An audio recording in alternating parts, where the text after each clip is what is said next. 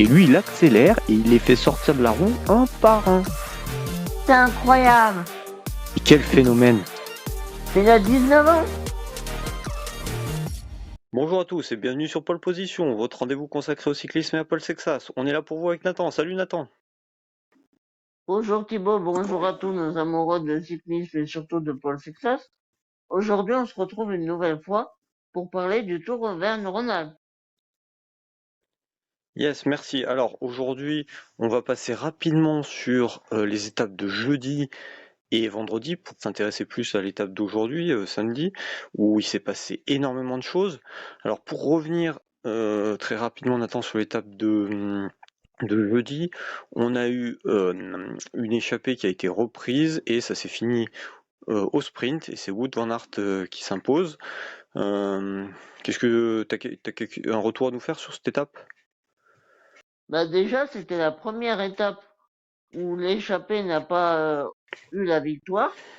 Donc c'est assez intéressant à noter. Et évidemment la victoire de Wout van Aert au sprint, alors qu'il était blessé apparemment. Et aussi intéressant à noter la deuxième place d'Hugo Hofstetter, qui profite de l'absence de Bradley Mort, un sprinter un peu plus aguerri de l'équipe. Et ça permet de faire une très belle place pour le Français. Et je pense que tu as quelque chose à nous dire sur Wout van Aert. Ouais, moi c'était juste un petit coup de gueule. Alors on va pas s'attarder parce qu'on a pas mal de choses à dire aujourd'hui, mais c'est sur le fait qu'il participe à la course et il arrête en plein milieu. Donc le lendemain, il a pas pris le départ, hein. Il est même pas parti le lendemain. Donc voilà, moi je suis pas fan de ces attitudes-là qui consistent à dire, même si je l'aime très bien, hein, je l'aime beaucoup Wout van Aert, y a pas de souci, tout le monde l'adore, mais d'une manière générale, ces attitudes comme on pouvait avoir, hein, c'est pas le premier, c'est pas le dernier, comme Petacchi avant lui, Cipollini, qui consiste à dès que ça devient trop dur, il y a plus d'étapes pour sprinter, bim, allez, on va se préparer pour le tour. Bah voilà, moi je trouve toujours ça un peu dommage. Il y a plein de coureurs qui aimeraient bien participer à ces courses le plus longtemps possible et qui sont pas là juste pour essayer de faire le chrono ou gagner deux trois étapes. Voilà, moi ça me dérange toujours un peu, mais après je conçois que c'est pas évident, mais pourquoi pas donner les points UCI ou la prime de victoire seulement si le coureur va au bout, hein, histoire d'avoir un peu un, un D'enjeu, gain pour une carotte. ouais un enjeu voilà pour susciter les coureurs à continuer voilà. Bon, mais c'est pas le premier C'est à faire ça et ça intéressant. sera pas le dernier. Non. Toujours, moi, on va dire que ça me dérange toujours un petit peu. Mais sinon, voilà, Surtout belle que victoire lui, quand il même. sera là pour aider Jonas sur le Tour de France. Yes. Alors, l'étape du lendemain. Grosse bataille toute la journée, donc là, toujours pareil, hein, nous, ça nous frustre un peu de pas avoir les images de plus tôt. Il y a une grosse échappée qui est allée au bout, qui a été remportée par Maxime Van Gils, qui revient bien. Alors à noter qu'il était placé au général et puis c'est l'étape de mercredi où il a perdu du temps, hein. Tout à fait. Alors je sais plus si c'était sur chute ou non, tout simplement C'était il avait plus les jambes. volontaire. C'était Ah, fait donc exprès. voilà, il était plus, ah bon? Bon. En tout Oui, cas, il pour était prendre plus les placé au échappées. général. Ok. Il était plus placé au général, donc voilà, il a pu s'imposer. Par contre, c'est son coéquipier Stockwell qui prend le maillot. Et qu'il a encore aujourd'hui. Derrière, on avait eu Sexas et Del Toro en tête du groupe du peloton des favoris à 3 minutes. Jorgensen finit 13 secondes derrière et Ayuso 22 secondes derrière, Aidé par Skelmose. Secouru voilà, par derrière Skelmose. Sexas Del Toro. Voilà. Bon, à noter que cette dernière côte, voilà, c'était relativement réduit. C'était en deux temps et la dernière partie, 5 km à 6%. T'as quelque chose un retour à nous faire sur cette étape, toi, Nathan? Moi, c'est surtout sur le final à 3 que j'ai envie de revenir, avec Tocqueville qui s'est largement sacrifié pour favoriser Maxime Van Gils, qui est l'un des meilleurs sprinters dans ceux qui passent très bien les boss, j'ai envie de dire, et Tobias Allan Johansen, qui lui, disons que quand UnoX a la faculté de se projeter à l'avant, ça, c'est un truc qu'ils savent super bien faire. Donc la volonté pour eux, c'était de bouger, d'être acteurs dans l'étape, c'est ce qu'ils ont merveilleusement fait, tout pour Tobias Allan Johansen. Et malheureusement, ils gâchent tout finalement en lançant super tôt le sprint. Et à la fin, on le voit, il saute sur son vélo. Moi, ça m'a fait un petit peu rire, je l'avoue. Mais en fait, c'était sûr. Maxime Van Giel, c'est presque un sprinter sur le plat, sur les classiques. Donc, qu'est-ce qui s'attendait à lancer le sprint à presque à 200 mètres? Un petit peu étonné de sa réaction. Mais sinon, je suis ravi pour Maxime Van Giel, qui, on se rappelle, avait vécu une énorme chute, une fracture du bassin à la Classique à Rennes, et honoré aussi que l'Australien Luke Tocqueville puisse porter sur 2 étapes consécutives le maillot jaune. Ça fait toujours plaisir. Ouais, alors justement, c'est que ça, je sais pas si t'as vu, là, il a fait une petite réaction, enfin oui, t'as vu, tu voulais revenir dessus, sur Tocqueville, là, il dit, je le 3 minutes sur Tocqueville, c'est un peu gênant, je le connais pas bien, mais ce n'est pas un leader. Demain, je pense qu'il va falloir durcir la course. Ouais, tu voulais revenir, toi, sur cette petite réaction de Sexas? Ouais, je voulais revenir sur ça, c'est vrai. Luke Tocqueville, c'est vrai, c'est pas un leader, mais en sachant quand même qu'il a fini 6e du Tour de Romandie cette année, en 2026. Donc en montagne, En- ça va pas trop mal. Et alors, il avait fait... en équipier de Lipovitz, et Oui, tout c'était à quand fait. même des montées qui étaient moins dures hein, que ce qu'on a là sur les 2 derniers jours. Vas-y, je te laisse continuer. En tout cas, il est en forme. Et il avait fait top 10 aussi sur le même Tour de l'avenir qu'a remporté Paul Sixas. Donc ils se sont déjà croisés plusieurs fois, même au Pays Basque. Donc aller dire que je le connais pas et que il a 3 minutes sur moi, mais c'est pas grave. Bah, il a peut-être un peu vendu la peau de l'ours. Et là, le coup du Alors sort, après, c'est qu'il s'est retrouvé avec le Tocqueville dans le même groupe finalement. ouais, alors juste, aujourd'hui, tu parles. Ouais. Hier, il dit Oui. quand même, c'est un peu gênant. Hein.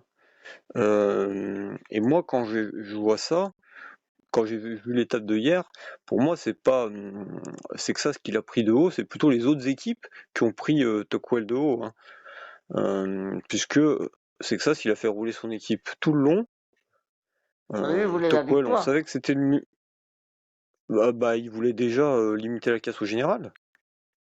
Parce que C'est quand vrai. t'es à 4 minutes, si tu cherches la victoire, c'est mort. Hein. Un groupe de 55 où il y a 30 gonzes qui n'ont pas pris un relais, 4 minutes au pied, avec les grimpeurs pareils, c'est mort.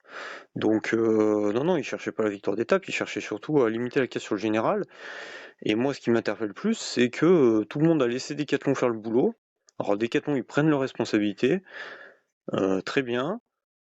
Tant mieux pour les Visma, pour UAE, parce que ça joue pour eux, ils ont fait craquer avant les autres. Mais attention, faut qu'ils pensent aussi à faire leurs courses. Et c'est un peu dommage parce que Jorgensen, il aurait pu avoir un maillot de leader hier soir. Aujourd'hui, là, il l'a pas.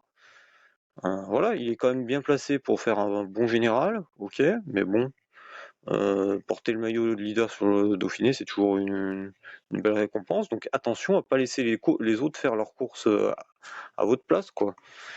Voilà, Ineos a pris ses responsabilités. Bon, c'était une dure journée pour eux puisqu'ils ont lui qui s'est cassé la figure dans la descente et Vauclin lui a perdu pas mal de temps Voilà, dans la montée débandade. finale. Mais au moins ils ont pris leurs responsabilités. Voilà, les Visma, ils laissent faire les autres.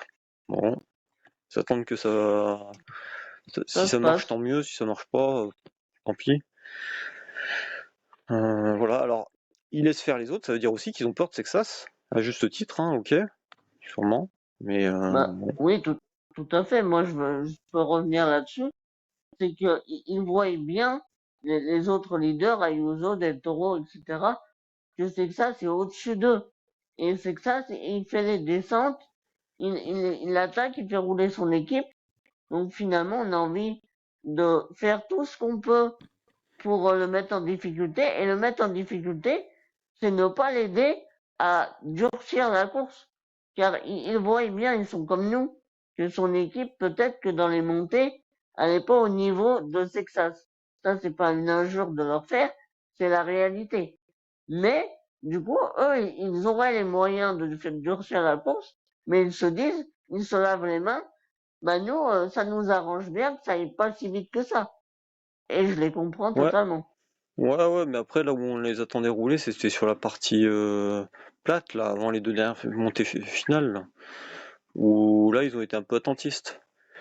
C'est vrai. Alors que, bon, ça aurait pas forcément durci la montée. Mais t'as raison sur la partie finale, où effectivement, leur intérêt, c'était au contraire que de repousser l'attaque, effectivement. Bon, on a fini avec ces deux étapes qui maintenant sont derrière nous. Aujourd'hui, là, à chaud, l'étape qui nous intéresse, c'est celle de samedi, donc d'aujourd'hui, Évidemment. où on a eu beaucoup de choses qui se sont passées. Toujours pareil, pas mal de choses hors retransmission TV, malheureusement. On a eu la chute de Paul Sexas. Euh, alors, je crois que c'était par là, on n'a pas le kilomètre exact sur le Race Center, mais dans la descente autour du 50e kilomètre, Très tôt dans a l'étape quand priori. même. Voilà. Decathlon a roulé pour revenir, il a compté jusqu'à près de 4 minutes de retard. Mm. Finalement, il est revenu et il a perdu 1 minute 15, Seulement, combien sur Del Toro 1 minute 21, pardon, sur Del Toro, au final, et un peu moins d'une minute sur Ayuso, 40 secondes sur, mm. Jorgensen et Uta Brooks. Voilà, donc c'était un peu compliqué dans le montée finale, mais au vu de la journée, bon, il est toujours placé.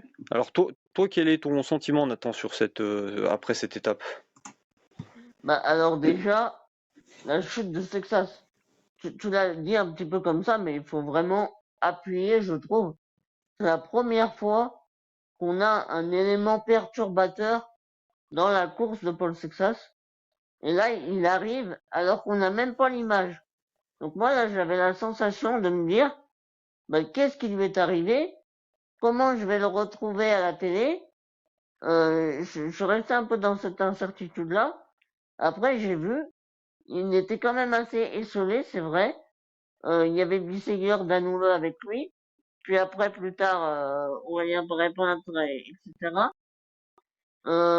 Bah, c'est le premier bâton dans les roues sur la carrière de Paul Sixas, hein, donc c'est intéressant à noter.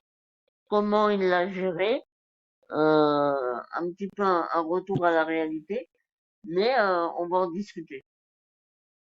Ouais, mais quel est ton sentiment là, maintenant que l'étape est finie? Donc j'ai bien compris ton sentiment sur le coup au moment de la prise d'antenne, mais maintenant après coup, sur cette étape en général, est-ce que, vas-y, dis-moi, est-ce que finalement t'es plutôt satisfait qu'il ait pas perdu trop de temps au vu au vu des événements? Ou au contraire, est-ce que c'est une désillusion complète par rapport aux ambitions qu'il pouvait avoir sur ce Tour d'Auvergne-Rhône-Alpes?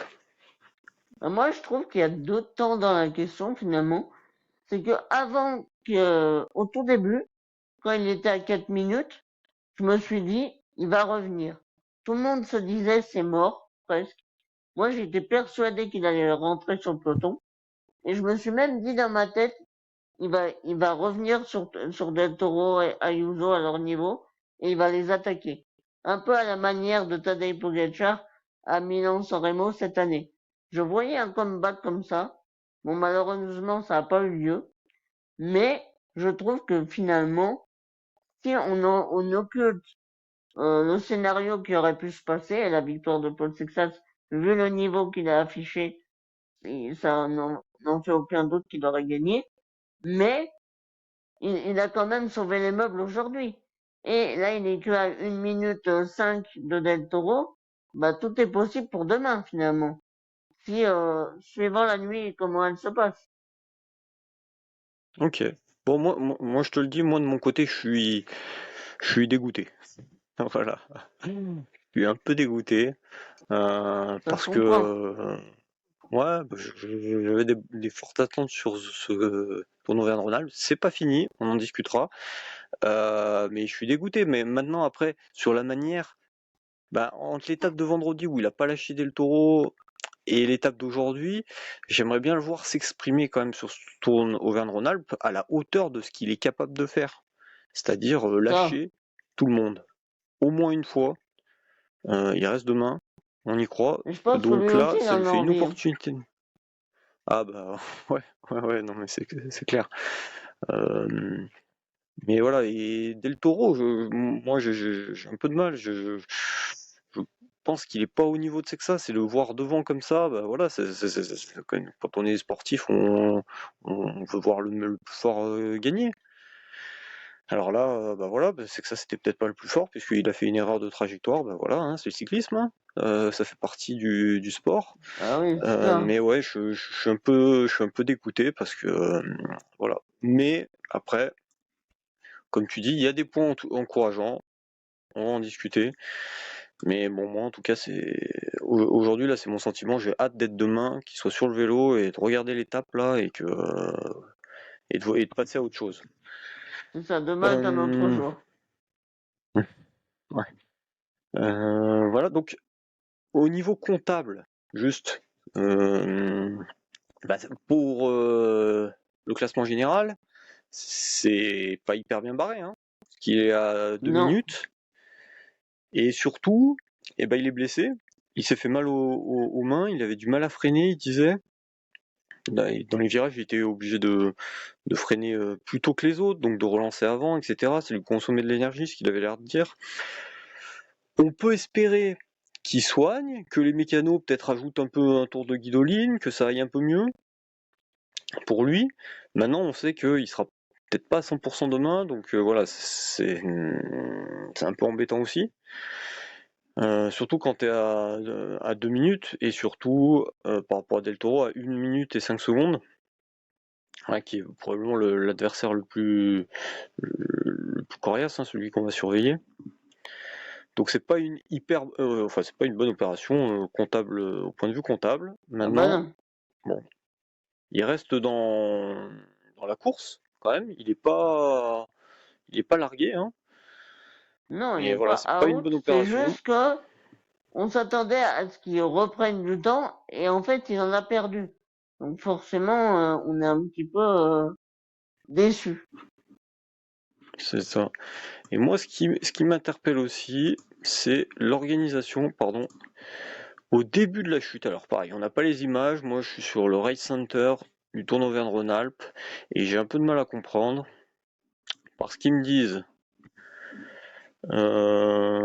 13h36, euh, il est reparti. Alors on sait pas trop, est-ce qu'il est attendu par deux coéquipiers parce qu'un peu plus loin il parle seulement de Bissegger et que Danoulle s'est également relevé. Donc bon, moi j'ai plus l'impression qu'il y avait que Bissegger qui l'attendait au début, puis après Danoulle s'est retrouvé avec lui. Donc en gros ils sont repartis, il y avait 3,25, 3,25 c'est énorme, hein. Bah oui, c'est ça. Alors bon, il a eu une lourde chute. On Et sait au pas début combien de aussi, temps ils ont a mis. duré la convalescence, quoi. Ouais, on sait pas combien de temps. Mais et au début aussi, donc ils ont perdu un peu de terrain. Donc lui, il avait l'air de rouler. Alors quand ils disent il roule en compagnie, est-ce qu'il prenait des relais? Est-ce qu'il était dans la route de Stéphane Bissegger? En tout cas, une seule personne au début pour l'attendre, mais même deux, c'est un peu limite, moi je trouve, hein. Je veux pas trop charger Décathlon, mais comme j'ai dit, c'est ici que c'est arrivé, d'un kilomètre 50, on a une bonne vallée. Là, l'idée, au début, quand il remonte sur son vélo, il est déjà à plus de 3 minutes, 3 minutes 25, il parle. Bah, c'est de revenir au plus tôt dans les voitures qui sont à peu près. La dernière voiture, elle doit être à 1 minute 30 derrière le peloton. 2 minutes Ce qu'ils ont si le fait, mais peloton bien plus tard. est un peu étiré. Donc, ouais, moi, enfin, je sais pas, hein, mais à part Bidio, limite, j'aurais mis tout le monde. Surtout que derrière, bon, ok, tu vas avoir Danouleux et Bisseguer qui passent pas les lacets du Grand Colombier, mais c'est que ça, il va pas faire le jump jusqu'au peloton. Il allait rouler tempo. Donc, en gros, aux allures qu'allaient soutenir les Valentin Paré-Peintre et Prudhomme. Bon, voilà, ils ont bien cravaché pour revenir, mais moi j'ai été interpellé qu'ils mettent pas toute leur force, à part Bissiot éventuellement pour le préserver pour le final, mais qu'ils le mettent pas dès le début, quoi.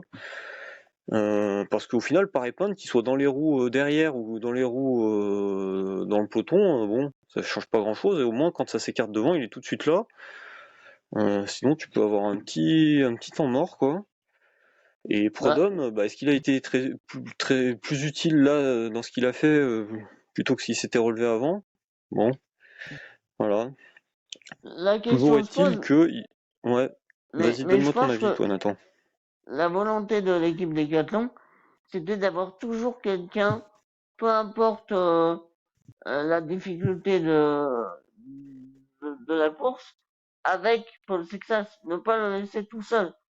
Et ils se sont dit, peut-être si on fait descendre les rouleurs trop tôt, les grimpeurs, pardon, qui pourraient rien paraître peintre Nicolas Prodhomme, bah, ils vont se fatiguer et ils ne seront plus utiles quand ça va grimper, notamment dans l'ascension du Galibier, du Grand Colombier, pardon. Donc, je comprends quand même un peu la stratégie, même si avec le recul, on se dit que, bah oui, forcément, on aurait peut-être pu mettre feu d'Autobois pour rentrer le plus vite possible. Et on se rend compte quand même sur cette étape que l'absence de Mathieu Riccitello fait très mal à Paul Sexas. Hein. On l'avait dit, mais là on en a la confirmation. Un lieutenant en montagne, en plus de Léo Bizio, n'aurait pas été de refus, même si le Français a très bien fait l'affaire quand même. Mais bon, Ouais, bah moi j'allais te dire que c'est plutôt sur le plat là qu'il fallait revenir plus vite, hein. On voit qu'ils ont galéré à revenir, hein, comme je te dis, ils étaient 3,25, 3,55, donc si tu veux, une demi-heure après la course, une demi-heure après la chute, ils étaient encore que 3, hein. ouais, c'est vrai. Tu On vois, aurait pu faire descendre toute l'équipe. là, on est 40 minutes après la chute. Bon, ils commencent à reprendre un peu de temps, mais ils sont toujours que 3. Ils se sont consommés, quoi. Beaucoup consommés. Comme ce qu'ils font depuis le début de ce Dauphiné et depuis le début de la saison finalement, comme au Pays Basque. Mhm. En fait, ils veulent prendre la course à leur compte, mais ils n'arrivent jamais trop à la fin en termes de collectif. Ouais. Bon, alors demain, il y a des gros. Oui, oui, non, mais tu as raison là-dessus, hein. Sur la fin, c'est un peu dur. Et ouais, moi, c'est plus un rouleur, peut-être qu'il aurait fallu en plus. Bon. Enfin bon, on verra, on tirera les bilans à la fin de ce tournoi vers Rhône-Alpes. Toujours est-il que ils sont arrivés à rentrer. Il a. Alors, on peut parler aussi de voilà, ce qui est encourageant. C'est que dans la montée, par exemple, il a lâché très vite, mais il n'a pas abdiqué. Derrière, il a remonté les gars un par un et il finit combien? Sixième de l'étape? Sixième. Euh, ouais, sixième, septième de l'étape. Donc c'est encourageant, non? Qu'est-ce que t'en penses toi, Nathan? Bah oui, moi je trouve que c'est surtout sa sérénité après la chute et pendant toute l'étape. Hein. On a vu, en tout cas à l'antenne, on n'a vu aucun geste d'énervement ostensible. Donc, sur ça, c'est très encourageant. On sait que les plus grandes légendes du sport en général se sont construits dans l'échec. Et pour l'instant, jusqu'à maintenant, Paul Sexas, bah, sa carrière, elle était lisse. Tout allait bien. Et moi, personnellement, j'aime bien les profils un peu type à la Lenny Martinez. Il y a un jour, il va éclater Vingegaard et le lendemain, il va prendre une bordure, il va perdre 5 minutes. C'est un peu ça aussi qu'on aime bien.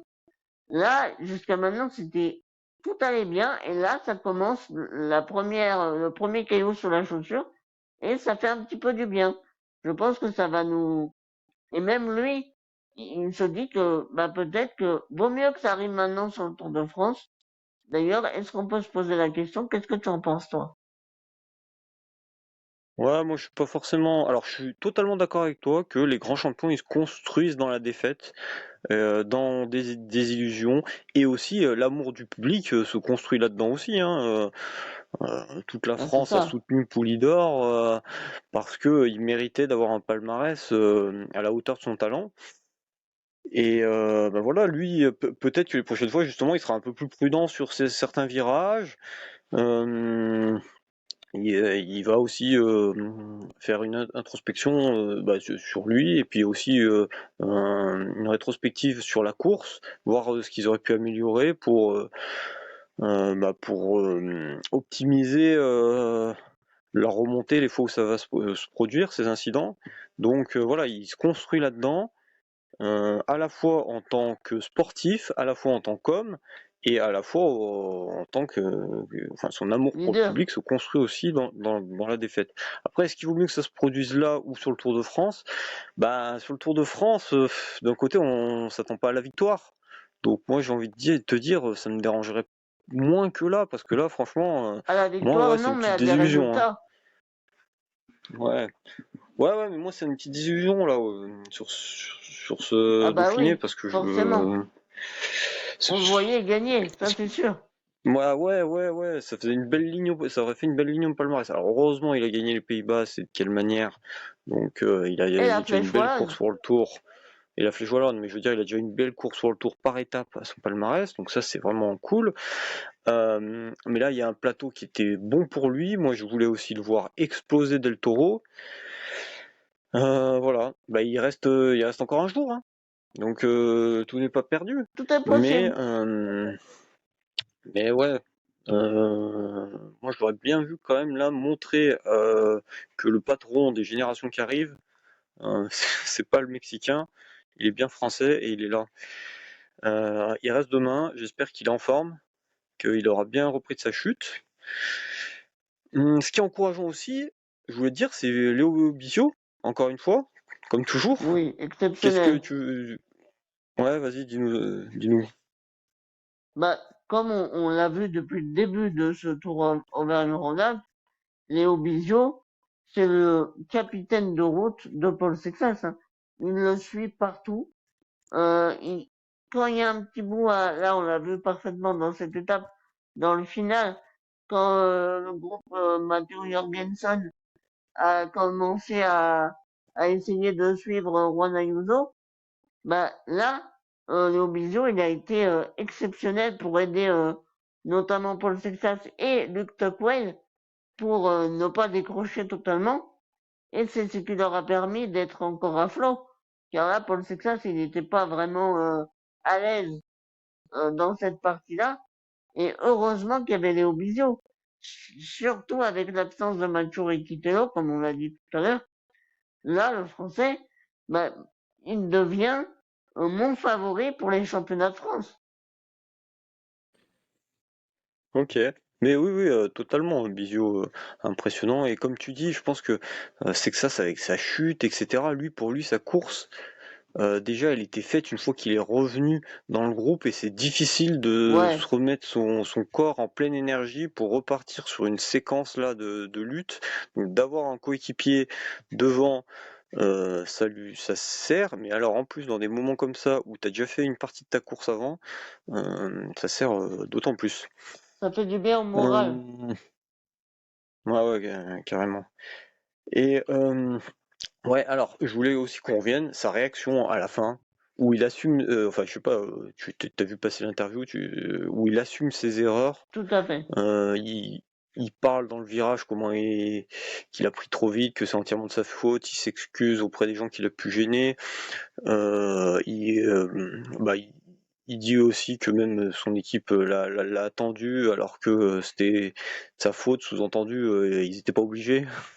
Euh, Enfin voilà, on a quelqu'un qui est posé. Alors pour lui, c'est une déception énorme, j'imagine. Mais comme tu dis, il est resté calme. Il assume ses erreurs. C'est un grand leader. Qu'est-ce que Bah oui, moi c'est ça que je vois en tout cas. Vas-y, dis-moi si tu partages ça, mais moi je vois un grand leader qui assume ses erreurs, qui remercie les autres. Voilà, c'est ça qu'on a. Vas-y, dis-moi toi si t'as la même lecture. bah, c'est ce qu'on voit depuis le début de la saison et même l'an dernier, on avait déjà ça, hein. Car il remercie toujours toute son équipe et là, évidemment, car ils l'ont vraiment aidé. D'habitude, il fait un peu la course tout seul, mais là, forcément, il ne pouvait pas ne pas les remercier. Et le fait qu'il soit qu'il dise que on le remercie de l'avoir attendu, enfin, il remercie ses coéquipiers de l'avoir attendu, bah, en même temps, qu'est-ce que tu voulais qu'il fasse sans Paul Sexas? On enlève Tadej Pogacar de l'UAE, vous allez me dire il y a des taureaux. Mais chez Decathlon, il n'y a pas des taureaux. Donc là, ils n'avaient pas le choix. Donc, heureusement qu'ils l'ont attendu. Ils auraient peut-être pu même mieux faire, comme tu l'as dit. Mais la façon de répondre aux interviews qu'il a à chaud, elle est exceptionnelle. Mais elle me surprend même plus parce qu'on l'a depuis 2 ans, depuis qu'on le suit, depuis qu'on l'a découvert. Et pour quelqu'un d'aussi jeune, c'est complètement exceptionnel, car on a des coureurs très expérimentés qui fuient les interviews, alors que lui, bah, on sent que c'est presque un jeu pour lui, quoi.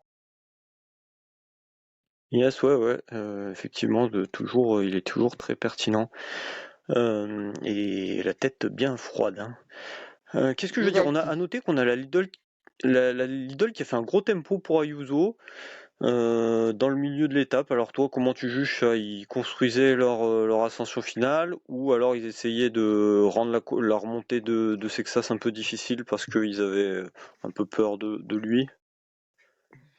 alors, tout à fait.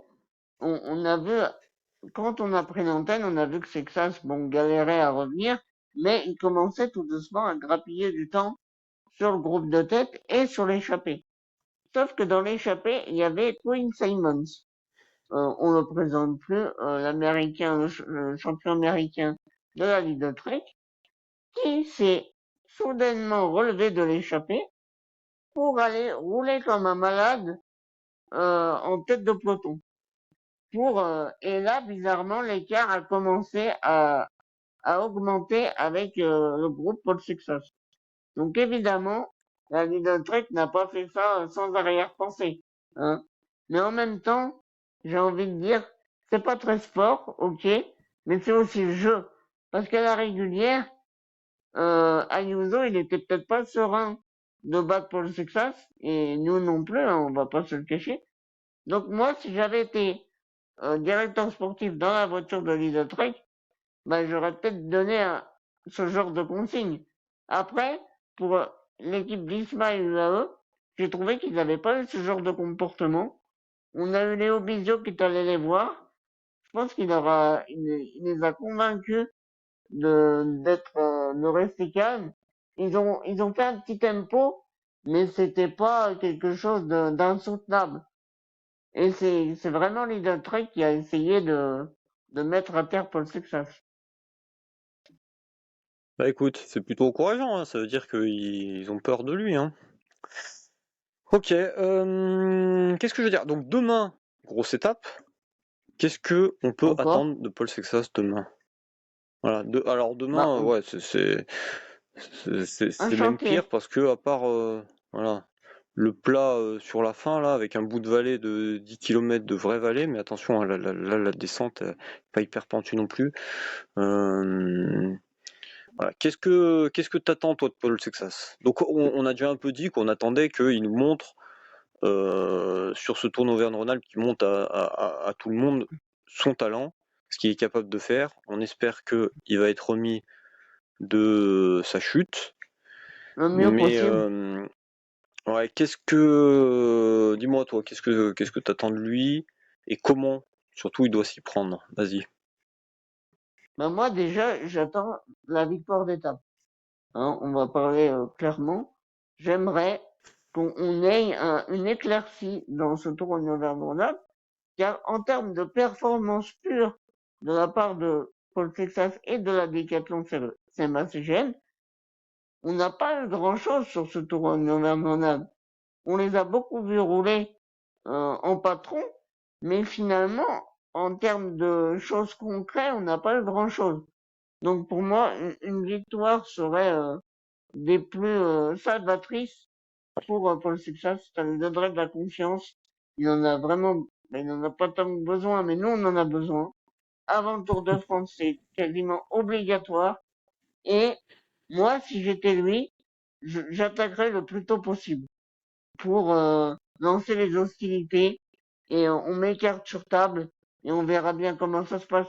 Parce que s'il attend trop la dernière ascension, Del Toro, il va aimer ça. Là, on l'a vu, il a, il court à la manière de Joao Almeida. Il a appris du portugais, il sait comment gérer l'ascension et après il met tout ce qu'il a sur la fin.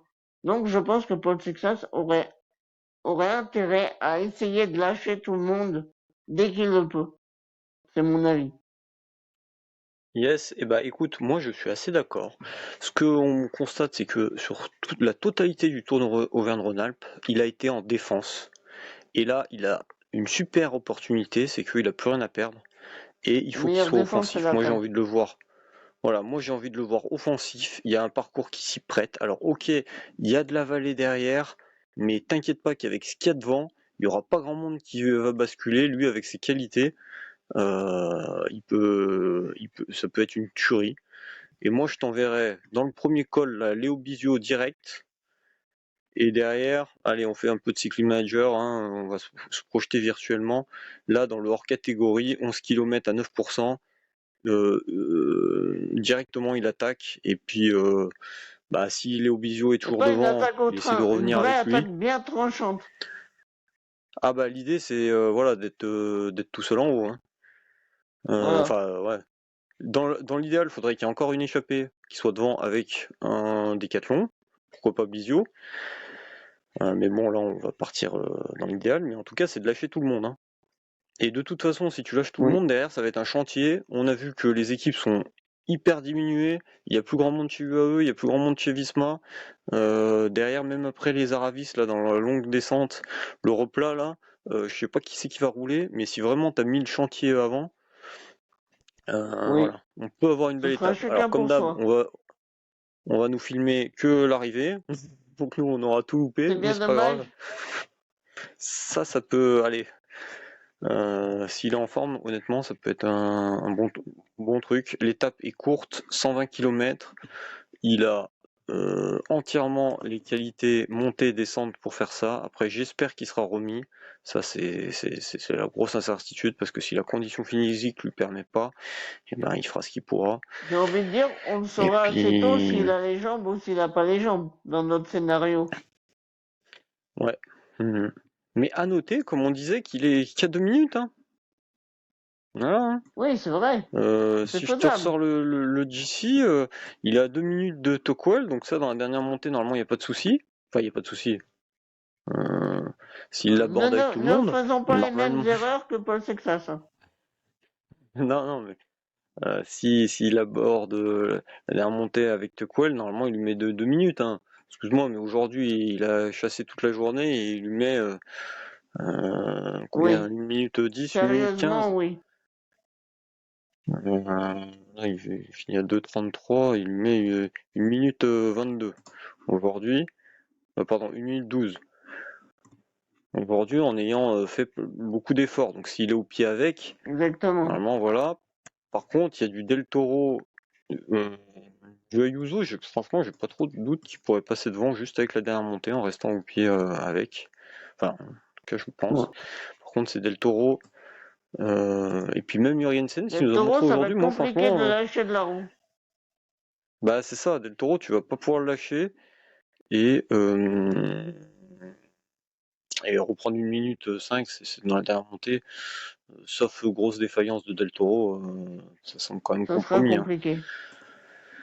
Donc voilà, il a rien à perdre, c'est l'occasion d'être offensif, de changer un peu les Non, cartes il et de a voir tout un à peu ce que les gagner. autres équipes, Voilà, voir un peu que les autres équipes découvrent leur jeu aussi, parce que pour l'instant ils ont laissé les décathlons abattre leurs cartes et eux ils sont restés en retrait, donc voilà, c'est l'occasion de rabattre les cartes.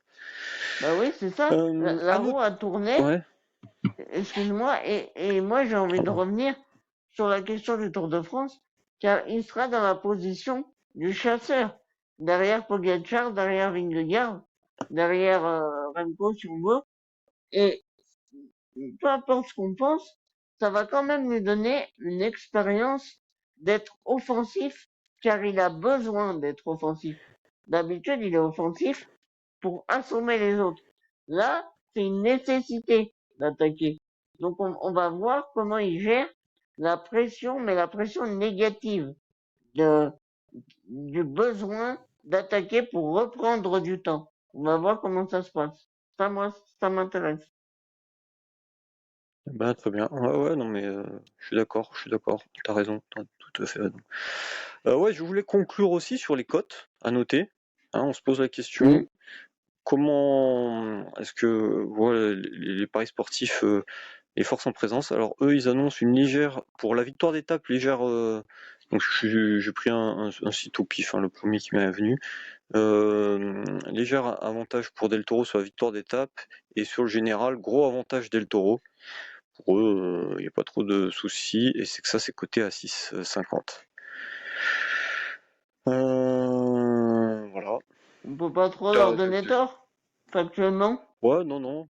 Ouais, ouais, factuellement, moi, je suis plutôt d'accord avec eux, hein. Voire même sur la victoire d'étape, honnêtement, sachant que Sexas bah, est blessé potentiellement.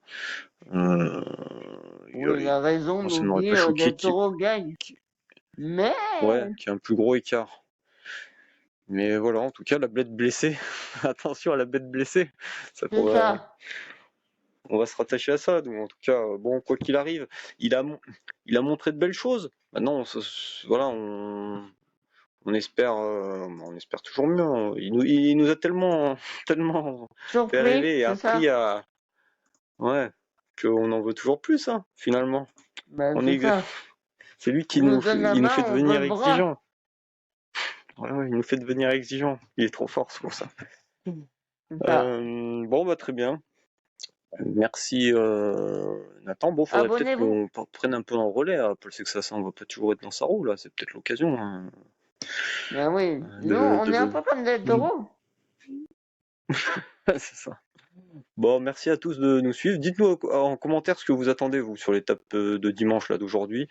Vos Enfin scénarios. d'aujourd'hui quand vous écoutez vos scénarios.